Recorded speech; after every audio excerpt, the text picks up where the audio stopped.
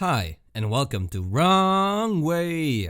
And this is the in-depth review of the Kickstand S22 prototype. So, let me tell you more about it. Wrong way.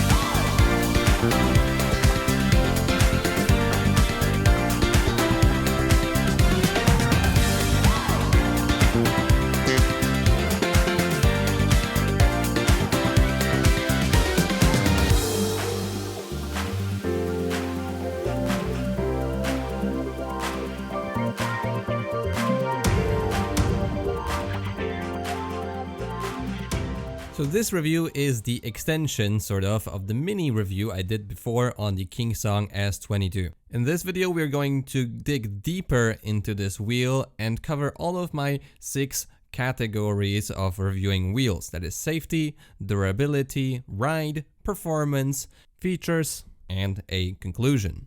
Keep in mind though that the wheel that I'm reviewing is still a prototype and lots of things might change in the final production version. So if you've already seen the mini review, some of the information here might be repeated. However, most of the time it will be elaborated on and there will be more detailed information on some things that I didn't talk about in the mini review. Alright, so let's get into it, starting with safety. The Kickstand S22 is the first wheel since the Ninebot Z10 to have a smart BMS. What does it mean? It means that you can monitor the voltage of each individual cell set in the battery pack. It's a very important and good feature because as you get more mileage on the wheel and the battery pack gets used up, you can still check the condition of said battery pack. So if something's wrong, you can see that the voltage difference between the cell sets is too big. You can tell if a set might have a dead cell inside, or you can see if the battery is degrading too quickly. It's really a thing that should be on every single electric unicycle out there on the market. What the wheel doesn't have though is an active balancing system. So you are balancing the battery cells by charging this wheel to 100%. It would be really nice to have an active balancing system so you can just balance the batteries at will pretty much to extend the battery pack's longevity. And although all of those features are very nice, this doesn't mean that this wheel is foolproof. So the harder you will be accelerating and the more you will be pushing this wheel, the quicker the battery pack will degrade. Luckily though, there's tons of sensors and software limitations to prevent a dangerous use of this electric unicycle. Tiltback and alarms can be triggered in different ways, and both tiltback and alarm are features that prevent the rider to push over the limit of this machine's capabilities. In my S22 with the LGM50 LT battery pack, I believe the current draw limit is around 35 or 40 amps, and the alarms also might kick in earlier depending on the speed you're going at and the battery level. But there will be also a upgraded battery pack on Samsung 40T cells instead of the LG M50 LT. Sorry here, I did a mistake in my mini review. That might allow this wheel to have even more performance. In usual day-to-day scenarios, you won't really feel this limitation, but if you really want to accelerate hard or if you're a heavier rider, you might run into limitations of torque and delivery on this wheel.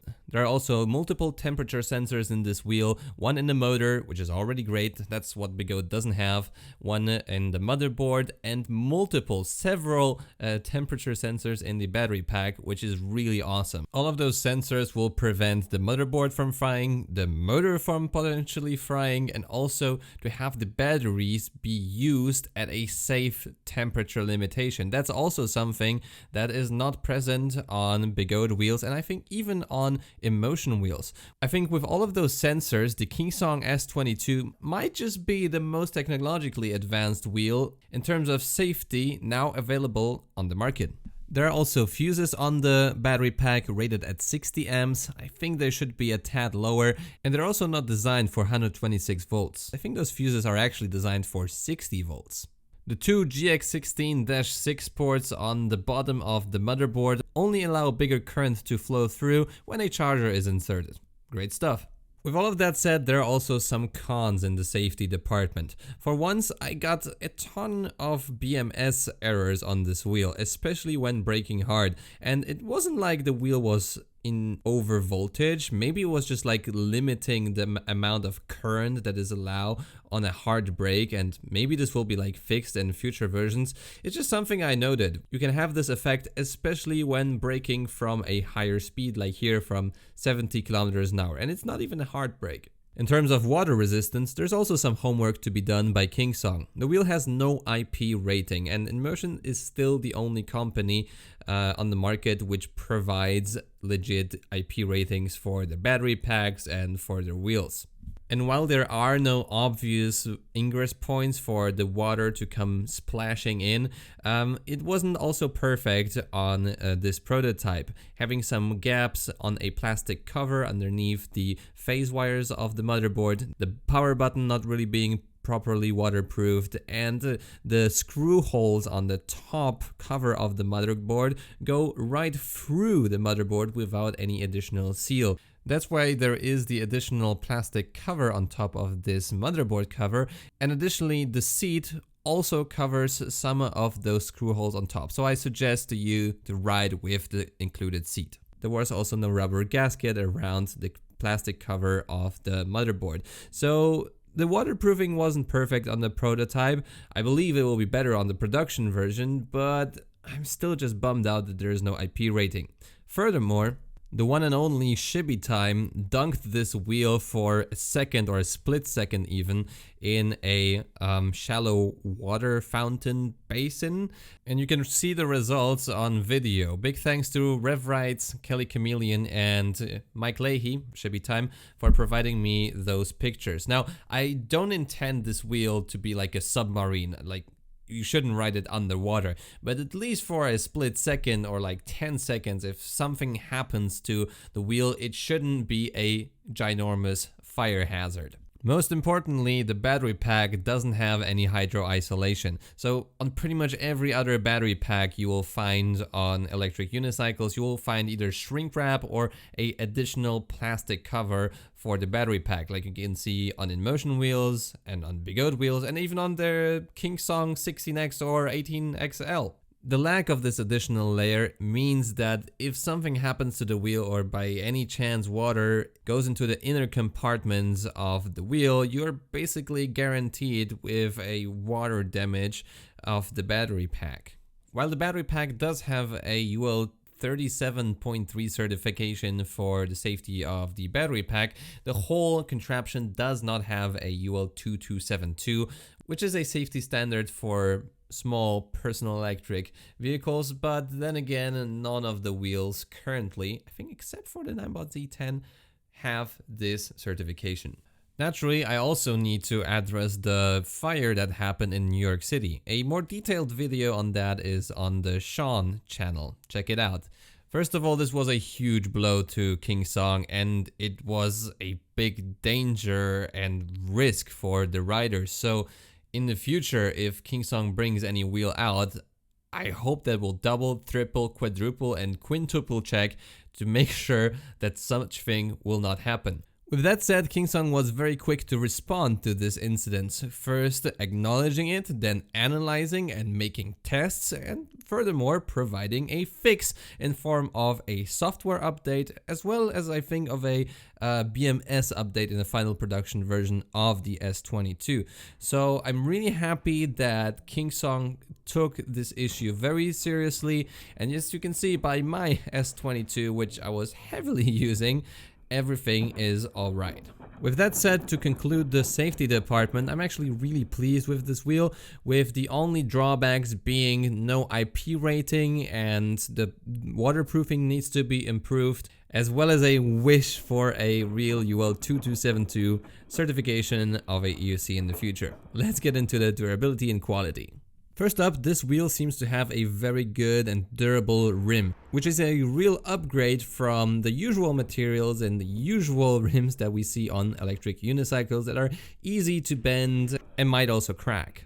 The bearings also seem to be well sealed. I don't think there will be any problems with water ingress or dust ingress into the bearings. The S22 has a hollow bore motor, which means that they could use a bigger gauge cable as well as having a stronger axle than wheels that don't have a hollow bore motor. This means that it's safer to jump and do some more crazy things on the wheel. The S22 also has a chassis, so the battery boxes are essentially part of the structural rigidity of the EUC. All of it seems very, very sturdy. However, I don't know how durable this metal will be during a crash. I saw some crashed S22s already, and in terms of the case and the chassis, all of the components, it seemed like the construction is very structurally sound. However, if Kingsong decides to use the same screws that they also use on the S18, well, those will rust after a while. So after a lot of rainy riding or also just on wet surface, the screws might get rusty after a while. The kickstand is also very weak. I used it probably just for a couple days and then it just broke after my first fall at 3 or 4 kilometers an hour. And the front bumper is flimsy too. However, I know that the bumper is something that will be changed in the final production version. Just maybe as I hope the rusty screws will change. The wheel's finish also does include some sharp edges. So after the kickstand got broken off, I tended to put this wheel on the sort of metal part underneath which the kickstand was before, if I'm grammatically correct. It has just some sharp edges, so if you put it on a wood, like a hardwood floor, it will create actually holes in it. As well as on the pedal hangers, there are also some sharp edges which might scratch your floor up, so be careful with that. But by far my biggest concern in the quality and durability department is the suspension mechanism. So also in my mini review, I mentioned the sliders that are used in this wheel. It's just like an open mechanism, dust, debris can get in there. Also, I think that the lubricant or whatever grease they used, it wasn't just the best idea for those sliders. So the suspension just doesn't work as fluently as the V11. Also the Master is way more smooth, just as well as the S18. So I think it's a bit of a design flaw, but maybe with some better designs of those knobs that you can see here. I'm not really sure what they're made out of in this prototype, but maybe in the final production version they will fix it and make the suspension mechanism actually work better. But as it is with those sliders, they just don't seem to be a solution that will work well in the long run. Just as well as in the short time when I was using it, it was also quite a clunky wheel. It also started squeaking at some point. I added some PTFE spray to make it work smoother, but it never felt like a really smooth suspension to me. And another issue with the suspension is in the tail geometry mechanism that is on the S22. The tolerances there are quite big and those metal parts just move around, and not every one of those has bearings. So in some of those elements, there's bearings on two sides where both of the metal elements connect, but in some there's just one. And I just don't know how it will work in the long run, and I think that the lack of bearings there also decreases the smoothness of the suspension. The damper itself is a D&M RCP2S in a standard sizing at 240 millimeters, so you can always change this damper out for something else like a Fox or RockShox or whatever you want. I also tried to play around with the compression, rebound, and preload of the spring. However, usually all the way open was the best because the rebound wasn't that quick anyways because of the friction in the sliders. A good part, on the other hand, is that there are no like weird clonks that you can find, for example, on the V11 if the suspension fully extends. I will actually mod this wheel to try and make this suspension work a bit better, so stay tuned in the future for a video on that. With that said, that's everything about the quality of this wheel. Let's jump into the ride. First of all, you can tell that my Kickstand S22 doesn't look like it was out of factory. So I'll briefly tell you how my experience was when I got this wheel out of the box. For more info on the ride here, you can also check out my ride video that I published a while ago. The stock side pads were not my favorites, and especially with the boomerang mounted, they were so far into the back that it was hard to accelerate with this wheel. I couldn't get my feet far enough on the pedals to mitigate the effect of the back heaviness of this wheel, so it was easy to brake but very hard to accelerate. Also more on the weight distribution a bit later. The side pads came with double-sided tape, so they were not adjustable. If you ever had a wheel, you mount those with Velcro. I don't think anyone got the right position of their side pads the first time around with double-sided tape. And also in their marketing material before, Kickstand was advertising adjustable pads, which they didn't follow through in the end. And even with them mounted a bit forwards, when I removed the boomerang, they were just a bit too wide, hitting my ankle on the bottom pad, and on the top pad they were adding just too much additional width to a already wide wheel, so you felt like you were falling off from the foot plates. They were really adding an additional 2 centimeters per side to the width of the wheel, so taking those side pads off made this wheel a lot more manageable and more agile to ride with. The stock mounted Gilwear tire was definitely also not my favorite. It was maybe good for very loose sand or muddy trails, but it just made the turning radius of this EUC huge, and even in the highest pedal setting, in the highest suspension setting, I was still scraping the pedals so often. The knobs were also far apart, so you didn't get really a lot of feedback, and the tire felt quite unpredictable. So for, I don't know, casual riding, really casual, yes, you might ride it on the stock tire, but if you want to have any more fun and feedback from the tire and better riding experience, don't use the stock tire. Out of the box, the suspension geometry setting was also very stiff and gave you the biggest amount of travel, which didn't make it so comfortable, but I'll touch more on that later. So out of the box, I wasn't really pleased with the riding experience of the Kickstand S22, but then I did some mods, and I included this also in another ride video, that made it a lot better. Here they are. I ended up testing out some side pad options for this wheel, and I ended up with the side pads as my favorites. They still gave me a lot of leverage on the wheel, but weren't too big, so they extended over the relatively small body of the Kickstand S22. I mounted them quite forward, so my feet are hanging over the front of the pedals, so my balance is more in front of the wheel. As I told you before, the wheel is back heavy, so it's better to mitigate that when having your feet pretty much in the front of the pedals. I added some foam on the top part of the battery casing as it was a bit sharp and hurtful against my legs. I changed the suspension geometry setting in the back to the middle setting, so I had still enough travel for those bigger jumps, but also enough comfort, or more comfort, than in the stiff stock setting of this wheel. Very importantly, I changed the tire out to the CST C186, and this was a total game changer. This wheel feels so much better on this tire than on the stock tire, and the wider rim really helps with the added carvability of the wheel. I will still try a street tire though in the future, so be on the lookout for a video on that. Last but not least, the wheel is slightly calibrated so it tilts forwards a bit, which also helps with the back heaviness of the wheel. It's easier to accelerate, and it's still okay to brake on the S22 in this calibration. I think it's tilted just -1 degree forwards, but your mileage may vary. If you need more, then get more.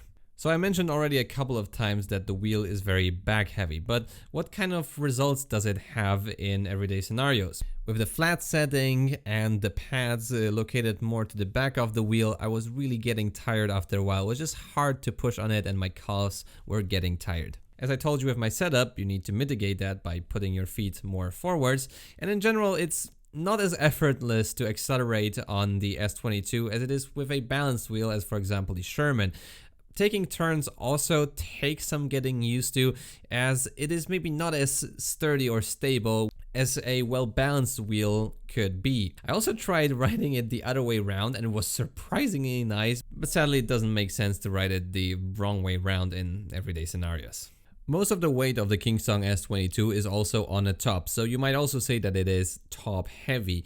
And with the pedals being pretty close to the axle, it's kind of hard sometimes to judge how you should turn, how you should carve on this wheel. So it takes some getting used to, and especially there's like a small flick that you might feel at some point where you sort of get the balance of the wheel to a point and then it starts tipping over. It takes some time to get to know this wheel, but when you get it, it's pretty nice, and I wouldn't say that it's prone to wobbles. There is no pedal dipping in turns and there is no pedal dipping in successive bumps. The foot plates are set in a very flat angle, so it's pretty comfortable for straight line cruising, but it's a bit too flat of an angle for more of a performance-oriented off-road riding. In general, this wheel needs a bit more effort for riding, and especially to accelerate more suddenly or make a sharper turn, you will need to really get used to it and sort of have a bit of a fitness on the Kingsong S22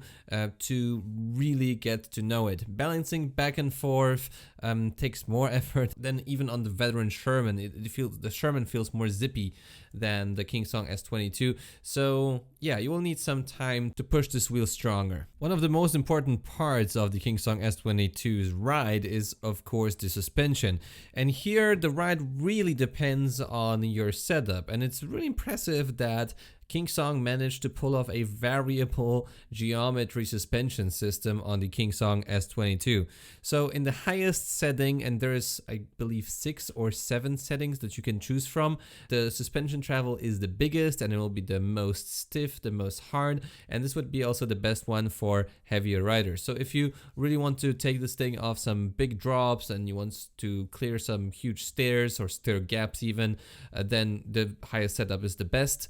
The lowest setup is the most comfy, but it's not the best for heavier riders. With this setup, you might bottom out the suspension a bit more often, but if you just ride on straight lines and you're below 80 kilograms of weight, then probably this setup is for you. It's also the most zippy and the most agile in the setup, as the pedals are further away from the axle. I was riding in the middle setting because this gave me the most versatile setting of the suspension, as I still could do these big jumps that you can see on the video, but still I could have somewhat of a comfort when riding in the city. Now keep in mind that with the slider design, it is not as smooth as other suspension wheels, but if there is a big hole coming up, then the suspension comes to the rescue. It's a lot better with bigger bumps, of course, than a wheel without suspension. That is all about the ride. Let's get into performance. And here, just as I said in my mini review, the Kingsong S22 seems to just strike a middle ground, a compromise between acceleration and torque. When it comes to torque, especially on hard surfaces like concrete, it can tackle inclines up to 40 degrees and 35 degrees even without beeping, but when it comes to more of a loose surface, it does tend to have a bit more trouble, as the wheel starts to spin sort of out of control when losing grip, and that is when you overpower it. The same thing might happen when you are going upstairs, so it doesn't really have the same amount of torque as high torque wheels at low speed, but it's still better than high speed wheels by Begot, as for example the RS or EXN. For heavier riders or for very hardcore off-road enthusiasts that love to just tackle inclines, it will be sadly not enough.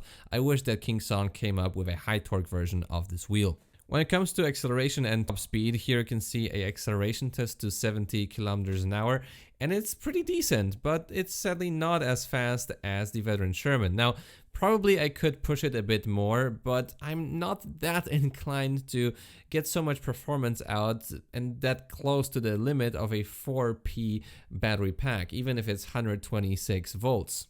After really getting used to the wheel, I could find where the beeps start, where the tilt back kicks in, so I know that the wheel will not cut off before the alarms turn on, so I was very happy about that. But I believe if you really leaned into it, especially at higher speeds, it just wouldn't have the power to sustain my balance on the wheel. So especially when hitting those higher speeds, I wouldn't accelerate that fast, but at the same time, doesn't feel like it's dangerous. It just doesn't feel like you have this endless amount of torque underneath your feet with this 3,300 watt hollow motor. But for most of the day-to-day scenarios, it will be enough, and in general, it's a very well all-around performing wheel, just not living up to the hype that we expected.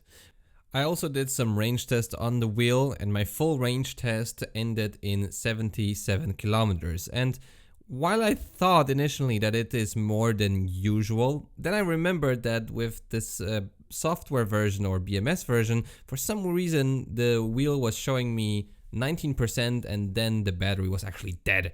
So I went back to my V12 review and I did 82 kilometers on the V12.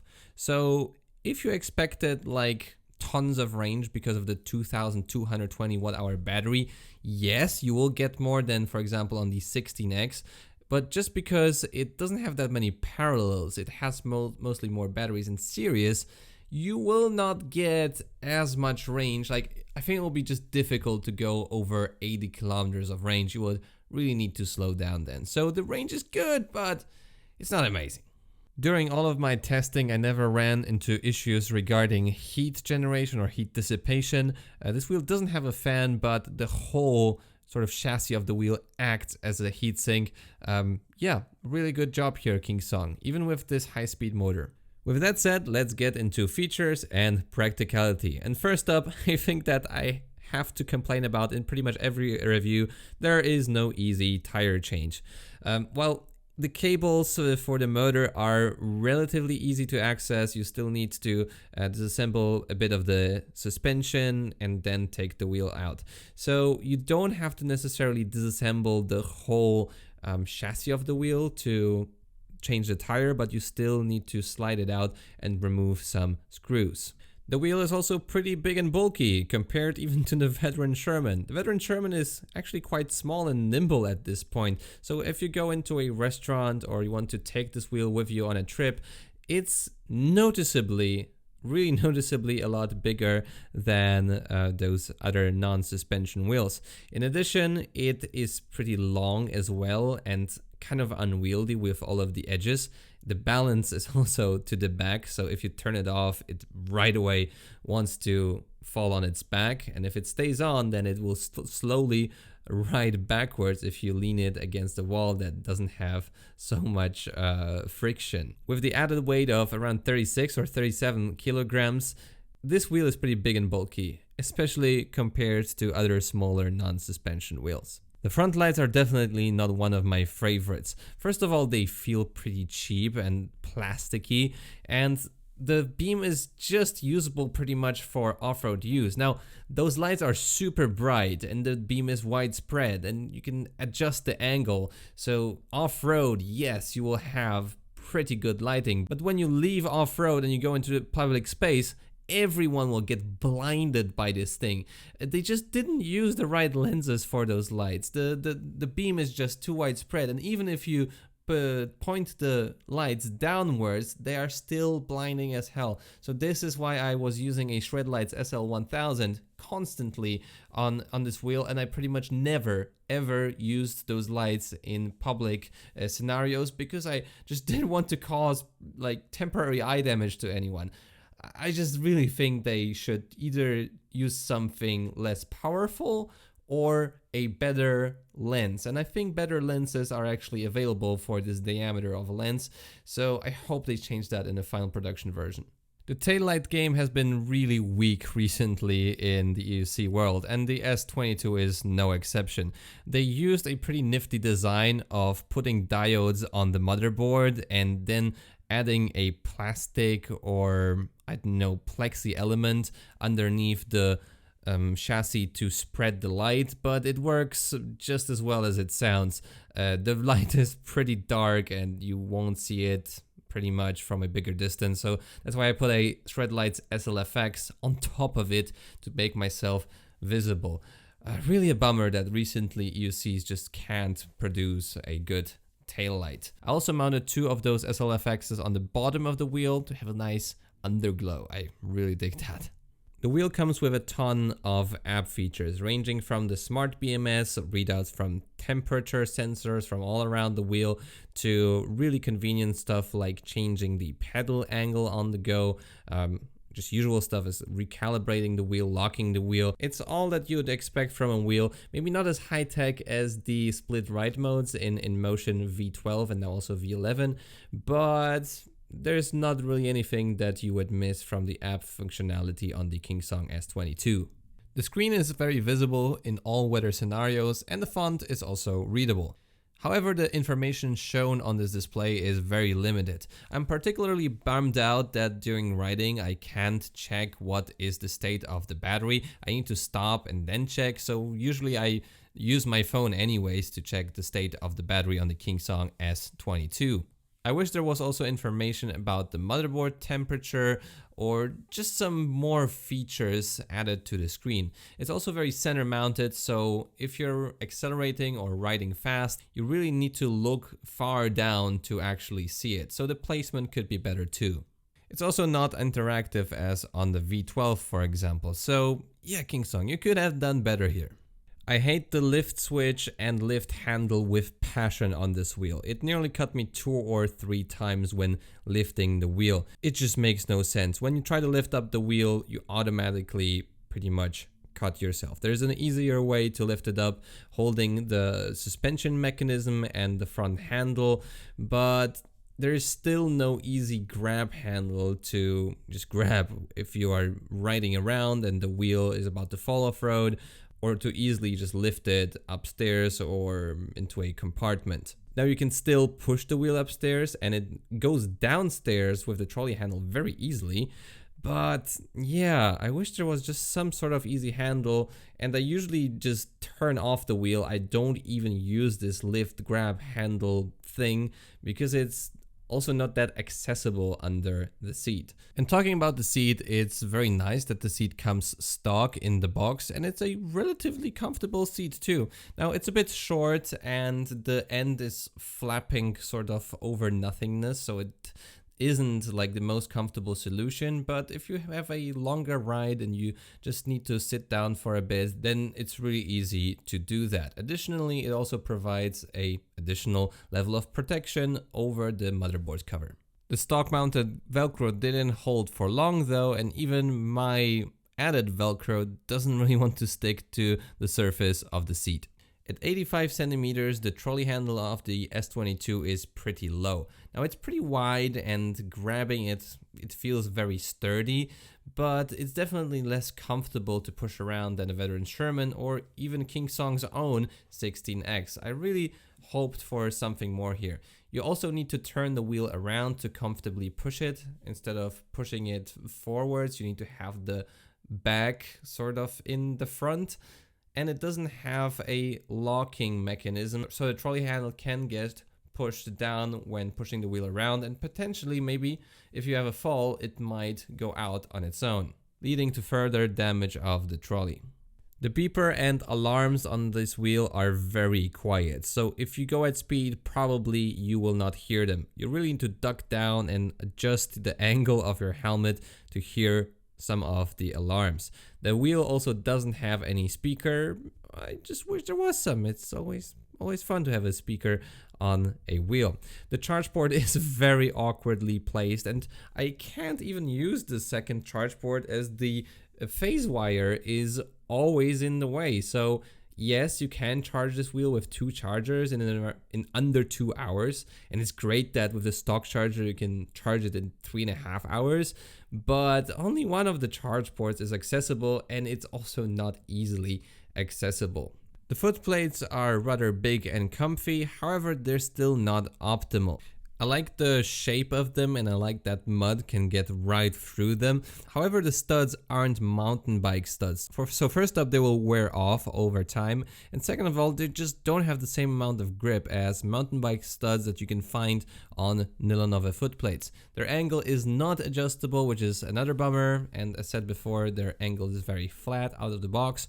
But their height is adjustable with a set of screws on the front and back of the pedal bracket mount. Last but not least, it's pretty hard to put custom pads onto this wheel, especially the bigger ones, as the Kickstand S22 doesn't have like a big canvas on the side. The battery casing is relatively narrow, and then the plastic bits which are in the back, they're just held on by a double-sided tape, and the stock double-sided tape didn't even hold for long, and my double-sided tape didn't either. So those parts, like, you can actually lose them after a while.